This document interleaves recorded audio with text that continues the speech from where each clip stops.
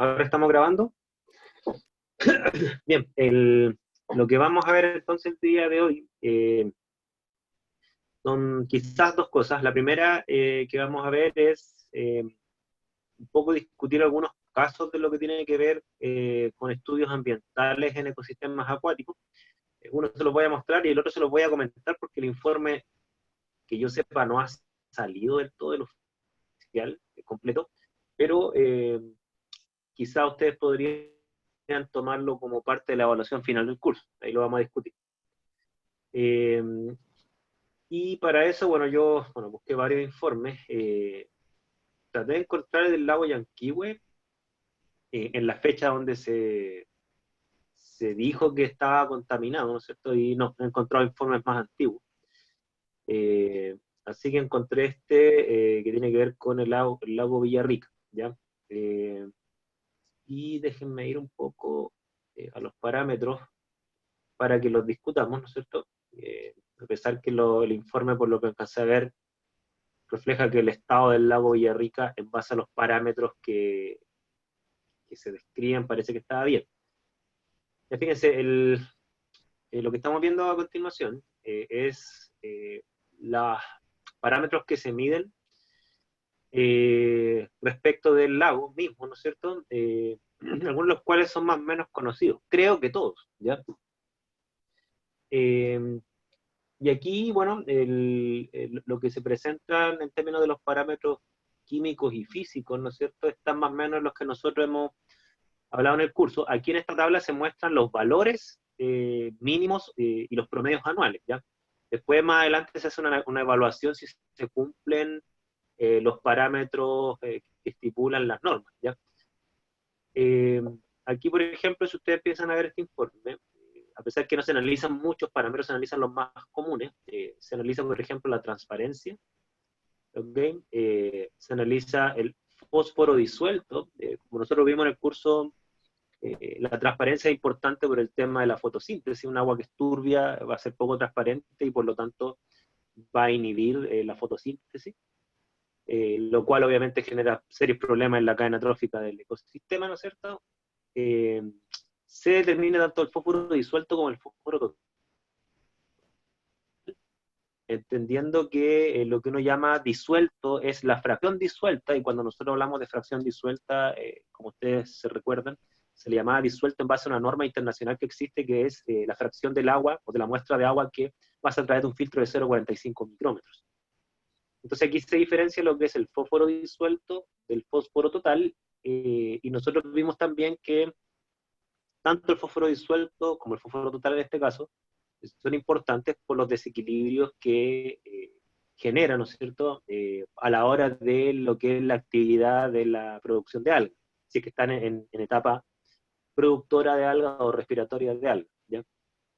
La idea es que siempre el contenido de materia orgánica esté más o menos controlado para que exista cierta cantidad de oxígeno disuelto y permita la vida. Y obviamente que mientras más fósforo hay, más probable es que se desequilibre la ecuación de Sturm de formación de hidrato de carbono en términos de la vegetal en ecosistema acuático. También se determina acá, fíjense, lo que se llama saturación de oxígeno, claro, entendiendo que hay ciertos niveles donde el oxígeno se mantiene disuelto en condiciones normales de un agua en movimiento, ¿no es cierto? Y aquí se habla que está saturado en 80%, 70%, que es más o menos el tope de nivel de oxígeno que podría disolver el agua. También aquí se hace la diferencia entre nitrógeno disuelto y nitrógeno total, ¿no es cierto? También se determina la clorofila, y como nosotros vimos también, tanto el nitrógeno como el fósforo son muy importantes a la hora de determinar qué tan desequilibrado está la relación entre biomasa y oxígeno, ¿ya? O sea, si ustedes ven acá, estamos, disculpen, algo me pasó, ahora sí. Si ustedes ven acá, ¿no es cierto?, estamos viendo todos los parámetros que más o menos discutimos en el curso, pero insisto, hay muchos más parámetros, a veces se van agregando parámetros extras dependiendo del contexto particular del lago. Por ejemplo, si este lago estuviese cerca de una industria minera, obviamente que se agregarían parámetros altamente plausibles que estén desequilibrados, como por ejemplo la presencia de elementos traza como cobre, como arsénico. Se seguiría con mucho más detención el pH, por ejemplo, cosas por el estilo. ¿Ya? Profe, Entonces, desde ese punto de vista, el... Sí, sí, perdón. que creo que igual deberían medir todo, ¿no? Independientemente si está cerca, no sé, de una minería o no. Sí, sí, mira, lo que pasa es que yo creo, porque está ya así que, como yo no estoy metido en el aparato público, hay información que no manejo, pero yo creo que también tiene un poco de pragmatismo esto de que las medidas, las determinaciones analíticas son caras y lentas, ¿ya? Entonces, ¿qué es lo que pasa? Cuando tú haces un monitoreo amplio, estas muestras, si tú vas multiplicando el número de analitos, se te van careciendo y haciendo mucho más largo el proceso, ¿ya? Entonces, a veces por razones de, no solamente de eficacia, sino que de eficiencia, ¿no es cierto? Lo que se hace es que normalmente se miden los parámetros que son más importantes en el contexto donde está. Claro, en el lago Villarrica no hay actividad minera que yo sepa, cerca, ¿ya? Distintos, por ejemplo, tenemos un caso que sí pasó, y se los menciono porque ustedes lo pueden también tomar como caso, porque acuérdense que la última evaluación es tomar un caso, es la contaminación del río Cruz, por ejemplo.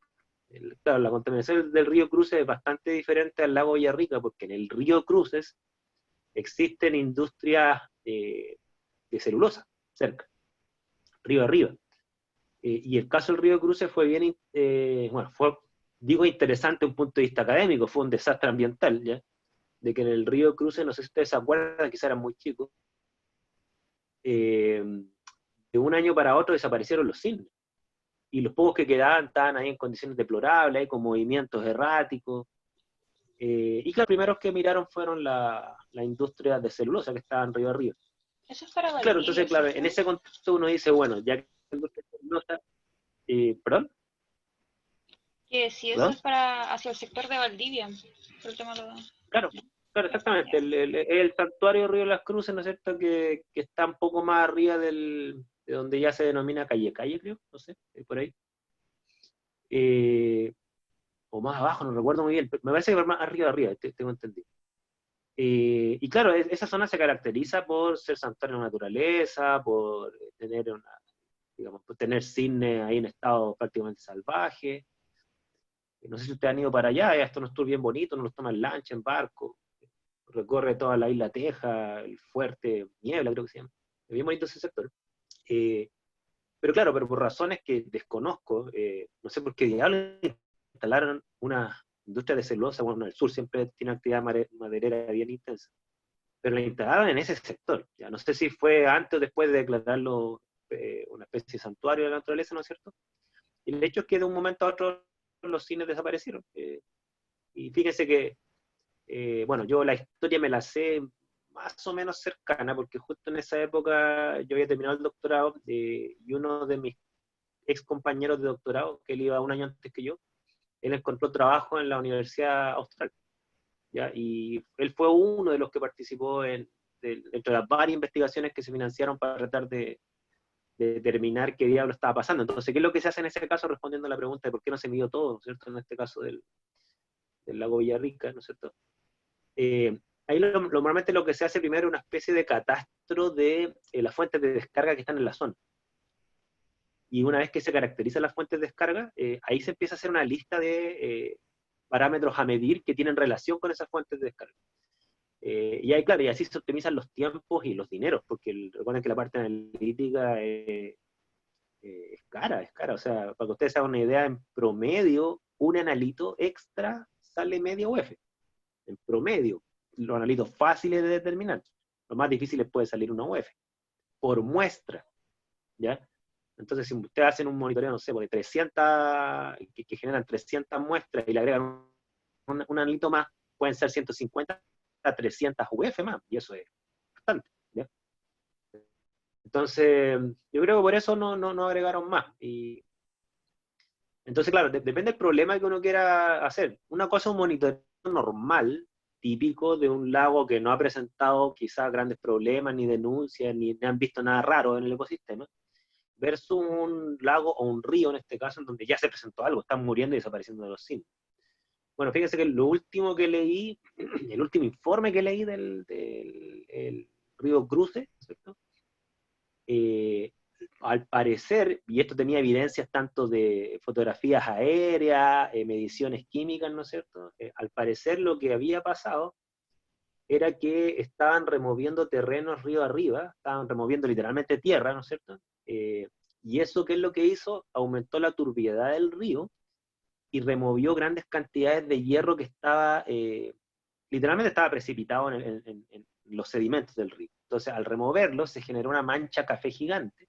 Esa mancha café era mayormente el hierro que estaba en la capa sedimentaria, y ese hierro recubrió uno de los alimentos de los cisnes, que se llama luchecillo. Entonces, claro, al recubrirlo, ¿no es cierto?, dejó de hacer fotosíntesis y desapareció el luchecillo. Y eso obviamente que sin comida los cisnes se van. Entonces, al parecer, y bueno, y eso estaba medido, bueno, yo vi los niveles del río antes, los niveles del hierro, antes y después de estas movilizaciones de tierra, estaban las fotos donde se veía esa mancha café, ¿no es cierto?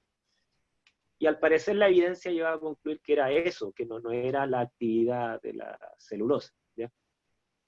Tengo entendido que después, esos 2 años después, ya estaba recuperado, ya se los cisnes habían vuelto y todo eso. Eso es lo que pasó en el caso del río Cruz, hasta donde la evidencia que domino me llevaba a concluir, ¿ya? Pero en esa vez sí se hizo mediciones de todo, se determinó, por ejemplo, mercurio, porque normalmente está asociado al blanqueamiento de la celulosa, está asociado al mercurio, porque el mercurio, por un proceso electroquímico, genera un oxidante que blanquea la celulosa. Entonces, y como el mercurio es un neurotóxico y los cisnes tenían movimiento errático, claro, ese era uno de los candidatos, ¿no es cierto?, que se monitorearon. Otro se le echaba la culpa a las dioxinas, porque los procesos clorados que tienen que ver con el blanqueo de celulosa generan una sustancia orgánica que las vamos a ver en este curso, que se llaman dioxinas, que son sustancias artificiales, organocloradas, que están dentro de las más tóxicas que existen, tienen una toxicidad casi al nivel de un residuo nuclear. Tampoco encontraron cantidades anómalas de dioxina ni nada por el estilo, ¿no es cierto? Es casi una investigación como de detective, ¿para qué les voy a mentir? De hecho, hay una rama de la química ambiental que se llama química analítica forense, que es un poco lo mismo, o sea, es recabar evidencia para tratar de investigar posibles causas, así, casi como un detective. De hecho, en el sur conozco a un investigador que se llama Claudio Bravo, que él bueno, hizo su doctorado en el Reino Unido, y él se especializó en eso, en química ambiental forense. ¿Dudas, consultas, por favor? Estoy hablando mucho. ¿Dudas, consultas? Fíjense, otra cosa que mencionan acá, que es bien importante, mencionan la categoría del lago, en qué etapa productora está. Si es que está en etapa oligotrófica, ¿no es cierto? O si está en la mesotrófica o eutrófica, ¿no es cierto? ¿Se acuerdan que nosotros vimos, cuando vimos el curso, vimos que hay 3 niveles, dependiendo de hacia dónde está desequilibrada la ecuación de Sturm? Hay como 3 estados de un cuerpo acuoso. El estado oligotrófo, ¿no es cierto?, es el estado en donde el equilibrio se desplaza hacia la respiración. Es decir, quiere decir que en ese caso, ¿no es cierto?, hay mucho más oxígeno que materia orgánica, y por lo tanto la materia orgánica que hay no consume el oxígeno, ¿ya? Mayormente. Quiere decir que está en un estado, respecto a la relación entre oxígeno y materia orgánica, bastante saludable, ¿ya? Cuando ya está eutrofizado, ¿no es cierto?, que sería el último estado, donde ya hay muy poco oxígeno y hay mucha materia orgánica, ahí es donde empieza el proceso de podredumbre que estábamos hablando la clase pasada. O sea, el lago Villarrica, en este informe, insisto, y este informe de quién, déjame ver, el lago Villarrica en este informe, que es del año 2017, ¿no es cierto?, al menos en esos parámetros gozaba de buen estado.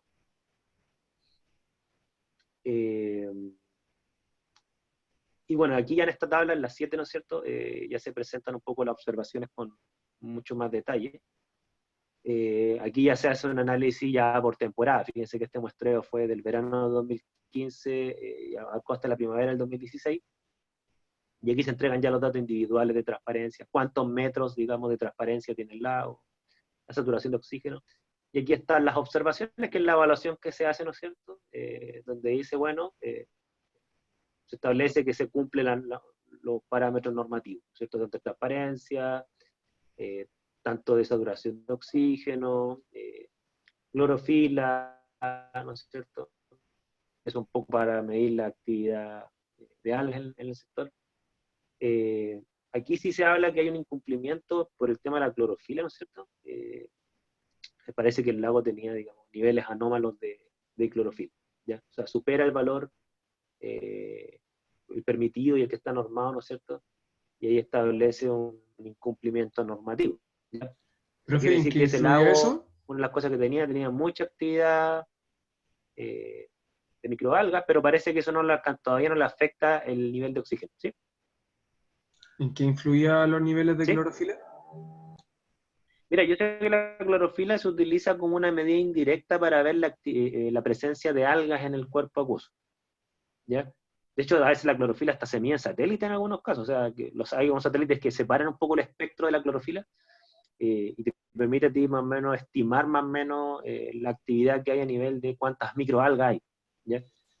Entonces, claro, cuando se te escapan los niveles de clorofila, quiere decir que está teniendo niveles anómalamente altos de algas. Eso, claro, a largo plazo podría llevar después a un consumo alto de oxígeno. Eso sería De como lo acuerdo a que cómo pasó está en... este lago, ¿sí? Eso sería como lo que pasó en la laguna Sausalito y en su momento en la de Curaumo, ¿no? La laguna Sausalito tengo entendido que sí pasó. En la de Curauma no estoy al tanto de esos estudios. ¿Ya? No sé qué estudios se han hecho en la laguna de Curauma, pero en Sausalito yo sé que sí. Si se llegó a un punto donde había tanta alga, porque también está asociado a las descargas que habían ahí. ¿Ya? También habían descargas ilegales incluso en esa laguna. ¿Ya? Y claro, pues eso es lo que le decía, que a futuro, si es que el nivel de alga se mantiene alto, viene el tema de decir, bueno, ¿cuál es la causa? Ya, una posible causa, no la única, por supuesto, podría ser una contaminación de fósforo o nitrógeno por descarga industrial o domiciliaria. En base a los valores que entrega este informe de fósforo y de nitrógeno, ¿no es cierto? Se ve que los niveles de fósforo y nitrógeno, si ustedes ven las conclusiones acá, ambos están dentro de lo normado. ¿Estamos? Por lo tanto, no hay niveles anómalamente altos de nitrógeno y de fósforo.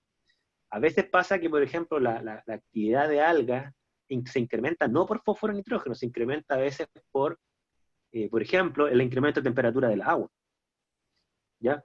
Y a veces eso está asociado a otro tipo de fenómenos. Por ejemplo, en el caso de ecosistemas marinos, típico que eso está asociado al fenómeno del niño, ¿ya? Se incrementa la temperatura del agua por el fenómeno del niño, esas corrientes marinas, ¿no es cierto?, que circulan y que tienen ciertos periodos. Y claro, si se incrementa la temperatura del agua, ¿no es cierto?, ¿qué es lo que va a pasar? Que en verano, donde hay más radiación UV, y junto con más temperatura proliferan las algas. ¿Okay? Y eso obviamente que podría ser dañino, sobre todo en un cuerpo acuoso estancado, en el caso del lago. ¿Ya? En el caso de los océanos, por ejemplo, el incremento de un alga, si no es cierto, es poco probable que afecte el oxígeno disuelto porque el océano tiene una cinética muy, muy intensa. Por ejemplo, una de las cosas que sí se dice es que, por ejemplo, el tema de la marea roja tiene a veces que ver con esta cuestión. ¿Ya? Una especie de microorganismos, ¿no es cierto? Algunos dicen que son algas, otros dicen que son una especie de una mezcla entre alga y organismo superior, una especie de organismo evolutivo intermedio, le dicen algunos, ni siquiera un alga. Como que hace fotosíntesis, pero igual consume comida, una cosa bien rara. ¿Sí? Entonces, se fijan, estos parámetros que nosotros vimos en el curso son los típicos. ¿Ya? Ahora, déjenme buscar otro informe donde le agregan más parámetros. ¿Ya? Aquí tengo un informe de un río que está al lado de una minera. Déjame ver acá. Ya. Déjenme proyectarles esto. Eh, Creo que es este. No sé si lo están viendo ahí. Ya, por ejemplo, este es un informe de agua de un río. Después voy a mostrarle cuál río, se me olvidó el nombre. Que queda al lado de una minera. De hecho, este fue un estudio que hizo Codelco. ¿Ya? Y claro, si ustedes ven, hay algunos parámetros que son como obvio que lo hagan, ¿no es cierto? Que el tema de la temperatura, conductividad, sólidos totales disueltos, pH, ¿no es cierto? Hasta ahí se entiende. En términos de materia orgánica, ellos determinan coliformes fecales. ¿No? Aquí está. Ellos más que medir materia orgánica, ellos miden coliformes fecales. que normalmente, sobre todo cuando estamos cerca de asentamientos humanos, son la contaminación orgánica más probable. Y claro, lo miden como coliformes fecales porque además que aportan materia orgánica por temas de salud pública, porque obviamente transmiten enfermedades. Y aquí en este monitoreo, ¿no es cierto? Aquí agregaron la tabla periódica de los elementos traza contaminantes más probables de la minería. ¿Ya? Aquí están todos estos, ¿sí? Aluminio, arsénico, bario, helio, oro, cadmio, cobre, cromo, hierro, etc. Claro, y esto es un estudio que hizo el mismo Codelco. Pero, por ejemplo, una cosa que nos hacen acá es, por ejemplo, la demanda biológica de oxígeno. Por ejemplo, nitrógeno y fósforo. O sea, ahí es una cosa que a mí me llama la atención que no lo hagan, cuando son como los parámetros bases sobre el cual se agregan más parámetros. Entonces, claro, los estudios de agua a veces dependen mucho de quién los hace y para qué los hace. Aquí, miren, déjenme buscar, tengo un paper por acá. Este parece. Aquí hay un paper, ya, este paper, bueno, como es el fin del estudio científico, aquí, si bueno, me fallan, determinan todo, así una cuestión así impresionante. De hecho, hay unas siglas que ni siquiera sé qué quieren decir. ¿Ya? Por ejemplo, aquí tienen, esto es una tabla de un monitoreo de agua, ¿no es cierto?, en una laguna en México. Y aquí ustedes empiezan a ver una cantidad de parámetros, algunos conocidos, algunos habría que meterse en las siglas, ¿no es cierto?, porque ya las siglas como que no dicen mucho. Aquí está el DBO5, le voy a explicar qué significa 5. DBO es de demanda biológica de oxígeno, ya que era un poco lo que yo les decía, es cuánta materia orgánica, por así decirlo, que todavía es viva y consume oxígeno, existe en el agua. Y eso, ¿cómo se hace? ¿Por qué se llama 5? Porque en el fondo se pone como punto de referencia 5 días. Entonces uno, ¿qué es lo que hace? Determina el oxígeno al día 0, determina el oxígeno al día 5, y se entiende que en base al método analítico ocupado, la cantidad de oxígeno que disminuyó es la que consumió la materia orgánica biológica. ¿Ya? Por eso se llama DBO5. Y hay como un estándar que dice que la demanda biológica se mide al quinto día, por eso se llama DBO5. Aquí se mide, por ejemplo, pH, nitrógeno, pero aquí son más finos. Nitrógeno como este sería como nitrito, como amonio y como nitrato. ¿Ok? Siempre, a veces, no siempre, digamos, es importante diferenciar cuáles son las formas químicas del nitrógeno, no solamente decir nitrógeno total, que es lo que está acá abajo, sino que decir qué formas químicas tiene el nitrógeno, porque dentro de las formas químicas que tiene el nitrógeno, por ejemplo, el nitrito es particularmente tóxico. Ya de hecho hay normas especiales alimentarias, por ejemplo, para el nitrito, porque el nitrito es medio cancerígeno. ¿Ya? El nitrito es lo que le echan a la carne para que se vea roja, porque la carne en realidad no debiera ser roja, debiera ser media café, sucia. ¿Ya? Esa carne que es roja y uno dice, oh, que está bueno el bistec, en realidad esa carne tiene nitrito. ¿Ya? Porque el hierro 3 oxidado no es rojo, así intenso, es medio café. El Profe, hierro es la hemoglobina, ¿sí? pero las concentraciones de esos compuestos de nitrógeno dependen del pH igual que posee el agua, ¿no? Depende, porque por ejemplo, el que tiene propiedades ácido-base, el amonio. ¿Ya? El nitrito y el nitrato provienen de un ácido fuerte, entonces no tienen dependencia de ácido-base. ¿Ya? El amonio sí. El ion amonio depende del pH. O sea, si tú tienes un pH más ácido, vas a tener más ion amonio que un pH más básico, porque ahí estaría como amoníaco y podría incluso pasar a estado gaseoso. ¿Ya? Pero el nitrito y el nitrato son aniones que no tienen propiedades ácido-base. Bueno, y de todas formas aquí miden el pH, que el pH sigue siendo bajo el pKa del amoníaco. ¿Ya? El pKa del amoníaco es como 9. Aquí miden, por ejemplo, el fósforo. Claro, y aquí agregan más parámetros. Aquí está la turbiedad, ¿no es cierto? El sulfato aquí agregan, ¿no es cierto? Fíjense que he visto muchos estudios de cuerpos acuosos naturales que para mi sorpresa le miden silicio. Y claro, yo he estado buscando para qué diablo le miden silicio, ¿no es cierto? ¿Qué irrelevancia tiene? Y lo único que he encontrado como datos es que, desde el punto de vista ambiental, no tiene ninguna relevancia. Ya el silicio es uno de los elementos más abundantes de la naturaleza y toxicológicamente es re poco probable que alguien se intoxique por silicio, salvo que respire polvo de silicio, pero no es el caso en el agua. Pero el silicio tiene una importancia si es que esa agua después se utiliza para fines industriales. Por ejemplo, si esa agua natural pasa a una caldera. Y ahí, claro, ahí podría tapar la caldera, precipitar, cristalizar, mil cosas. ¿Ya? Aquí determinan oxígeno disuelto también, no solamente de VO5, sino que el oxígeno disuelto total, cloruro, el cloruro a veces es importante, sobre todo si es que hay descargas industriales, los niveles de cloruro tienen que controlarse, obviamente, porque si no pasaría a ser agua salada. Y así sucesivamente, turbidez. Y hay algunas siglas que honestamente no las conozco, que les voy a decir. FT, todavía estoy buscando qué diablo significa FT. CT puede ser coliformes totales, no sé. Traté de buscar en el paper y no todas las siglas están definidas. ¿Ya? Pero ahí que ustedes vean que nitrógeno, oxígeno, fósforo, turbiedad, pH son como las bases que se miden, ¿no es cierto? Y de ahí se van agregando algunos parámetros más. Hay un caso que les quería comentar, insisto, para que ustedes ahí vean si es que los pueden, aquí está el caso, lo voy a poner así como una noticia, porque en realidad el informe, tengo un informe por ahí, pero que no es un informe definitivo. Esta es una noticia que tiene que ver con la salmonicultura. Ya, por ejemplo, la salmonicultura, que tiene una parte económica bien positiva, ¿no es cierto? Chile tiene una actividad de salmonicultura bien grande. De hecho, tengo entendido que está dentro de los productores de salmón más grandes del mundo. Creo que nos superan todos 3 países, ¿no? Noruega creo que es el número 1, después viene otro más, y de ahí viene Chile, tengo entendido.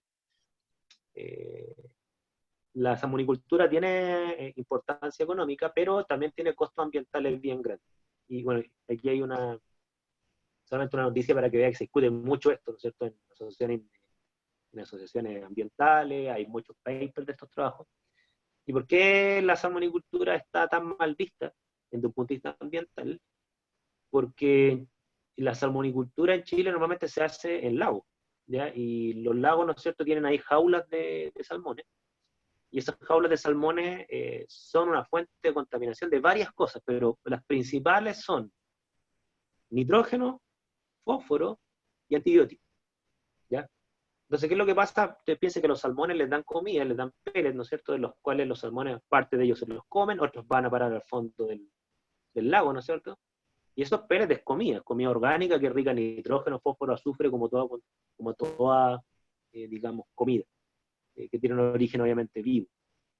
Entonces, desde ese punto de vista, los salmones, ¿no es cierto?, las jaulas de los salmones al fondo del océano van acumulando mucho, perdón, al fondo de los sedimentos, no, me refiero del lago, perdón, van acumulando muchas cantidades de nitrógeno, de fósforo, ¿no es cierto? Entonces, ¿qué es lo que empieza a pasar en torno a esas jaulas? Que empieza a haber un desequilibrio de tipo eutrofización incrementada antropogénicamente, ¿no es cierto?, dado el proceso de cultivo de salmón, ¿ya?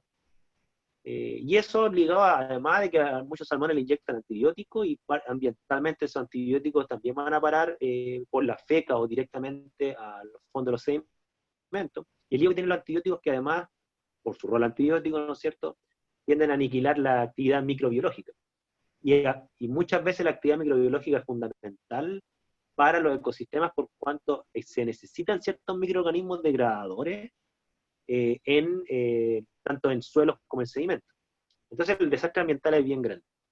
Y hay un caso que pasó yo se los comenté en la clase pasada, ¿no es cierto?, que dado un problema que hubo de una mortandad enorme de salmones en estos cultivos de salmones que hay en los lagos, ocurrió una mortandad bien grande.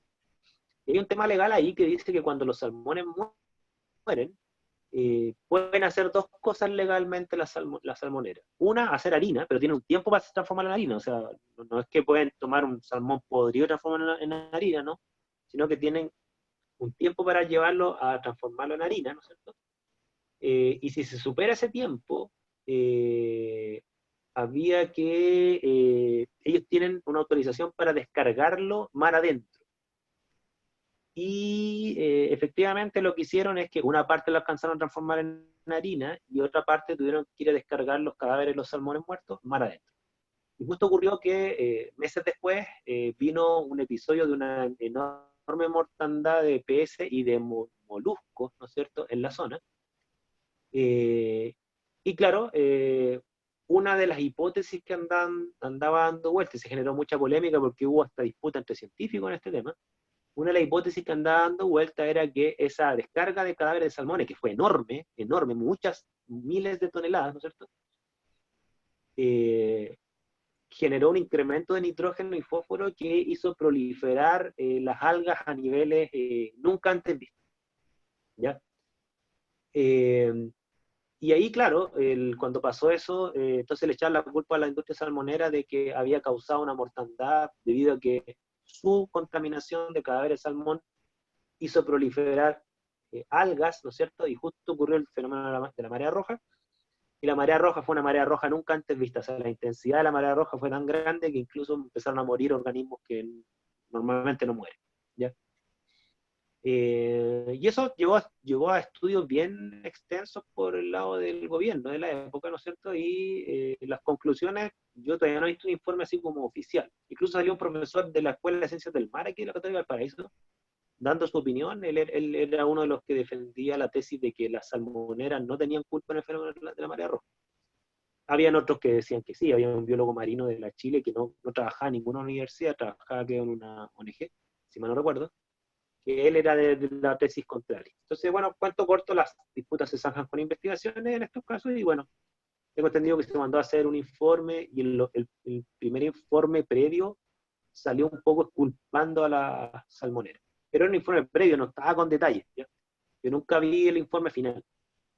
Ahí, si ustedes quieren tomar ese caso, lo podría considerar. ¿Ya? Aquí Michelle dice, antes de la pandemia se había comenzado un proyecto para utilizar materia orgánica capaces de limpiar un poquito el sedimento que queda. ¿MO te refieres a materia orgánica, Michelle? Ah, microorganismo, perdón. Ah, capaz de limpiar, o sea, bueno, tiene sentido, ¿no es cierto?, desde qué punto de vista, de que la materia orgánica gruesa, ¿no es cierto?, tiende a ser los primeros cadáveres o residuos vegetales recién muertos. Se sabe, ¿no es cierto?, que los microorganismos ayudan mucho a la degradación. Bueno, en ese contexto, ¿no es cierto?, claro, tiene sentido pensar que ciertos microorganismos pueden ayudar a la degradación de la materia orgánica. Efectivamente. Y como yo les decía, incluso en las plantas de tratamiento de aguas servidas y de aguas domiciliarias, existen bioreactores, ¿ya? O sea, ¿qué quiere decir? Las plantas de tratamiento de agua normalmente tienen varias etapas. Tienen una etapa física donde filtran literalmente y separan lo que es sólido de líquido, ¿no es cierto? Tienen algunas etapas químicas, ¿no es cierto?, donde ya le empiezan a agregar oxidantes fuertes para degradar materia orgánica en grandes cantidades, pero también tienen bioreactores. Yo una vez vi un video, me acuerdo, donde literalmente se agregaba el agua con un aspersor sobre una especie de piedra sobre la cual había actividad microbiológica en su superficie. Claro, y esa actividad microbiológica también ayuda a degradar la materia orgánica. Se hicieron las siembras justo el 16 de marzo. Nunca sabré si sobrevivieron. Bueno, cosas de la investigación. Bueno, ojalá que les funcione después de vuelta la pandemia. Pero claro, los bioreactores que se basan en microorganismos degradadores, yo sé que existen incluso funcionales para tratamiento de aguas servidas y domiciliarias. Ahora no degradan todas, no degradan todo. Yo he ido a tesis de química ambiental como miembro de la comisión, sobre todo la Chile se dedica mucho a esto. Ellos se dedican a un tipo de compuesto que lo vamos a ver en el curso, que se llama los compuestos orgánicos persistentes, y los compuestos orgánicos emergentes, que se tienden a solapar ambas clasificaciones, donde hay muchos residuos orgánicos que estas plantas de tratamiento no logran eliminar, y finalmente igual van a parar los cuerpos acuosos naturales, ¿no es cierto? Porque después de tratar el agua tiene que devolverse al ecosistema, ¿no es cierto? Y claro, hay muchos compuestos orgánicos como algunas hormonas y algunos antibióticos que igual llegan al océano, y todavía veremos cuáles son sus efectos. Entonces aquí yo les mostré, ¿no es cierto?, varios como ejemplos y casos que andan dando vuelta por ahí, ¿no es cierto?, de informes, ¿no es cierto? Pero finalmente lo que quiero hacer es más que yo buscar informes, porque bueno, antes de esta clase dije, busco el informe que tengo del río Las Cruces, lo tengo, de hecho lo tengo, ¿ya? Y yo dije, ya no lo voy a ver porque les voy a dar la oportunidad para que ustedes, para su evaluación final, elijan ese caso. Porque si lo veo yo, no se los voy a poder dar como posible caso. Y entonces, dado que ustedes son varios, ¿no es cierto? En teoría son 40, hay que preservar algunos casos para que ustedes los analicen, ¿ya? Así que Río Cruces, por un lado, la descarga de salmón en el sur de Chile, por otro, podrían tomarlo para analizar los reportes técnicos, ¿no es cierto? Que para esos ejemplos incluyen ecosistemas acuáticos. Hay otros casos que incluyen ecosistemas terrestres, atmósfera o todas las anteriores, así sucesivamente. ¿Ya? ¿Dudas, consultas? ¿Algo que quieran comentar? ¿Algún otro caso que hayan escuchado, no es cierto? Profe, yo tengo una consulta, pero respecto al parcial 3. Sí, dime. En en uno de los documentos, el de las soluciones, ¿yo me puedo basar en esos PPTs que envió usted por el grupo o tiene que ser a nivel general? O sea, el tema de las soluciones, yo les pedí que ustedes evaluaran las soluciones al tema del cambio climático como la está proponiendo Chile, a nivel de gobierno. ¿Ya? Porque de hecho yo en el documento Word le di dos enlaces, un enlace que era el Acuerdo de París, que es el general, y otro al plan que tiene Chile para responder en el fondo a ese acuerdo. ¿Ya? Y en ese plan, bueno, es un PDF, ¿no es cierto?, que hace referencia a como, creo que son 8 o 10 medidas que Chile propone para dar cuenta de ese acuerdo y bajar la huella de carbono, entre otras cosas. Entonces la idea es que ustedes evalúen las soluciones que propone Chile, en el sentido que ustedes digan si las consideran adecuadas o no, en función de lo que hemos visto en el curso. Entonces, si a ti te sirven los PowerPoint para argumentar la respuesta, súper, súper, ¿ya? Se pueden ocupar, pero para argumentar tu respuesta, o sea, tu evaluación, de si tú estás de acuerdo, en desacuerdo, o medianamente de acuerdo con lo que propone el gobierno en estas medidas, ¿ya? Ya, profe, gracias. No sé si respondo a tu pregunta. ¿Ya? Porque la otra parte de la evaluación 3 era quienes eligen efectos, ¿ya? En el fondo que más o menos describen y explican los efectos que generaría el cambio climático a nivel de varias dimensiones que sobre todo provienen del IPCC, el informe del panel del cambio climático, respecto a lo que podría pasar. Son efectos y soluciones. ¿Okay? Más dudas, consultas.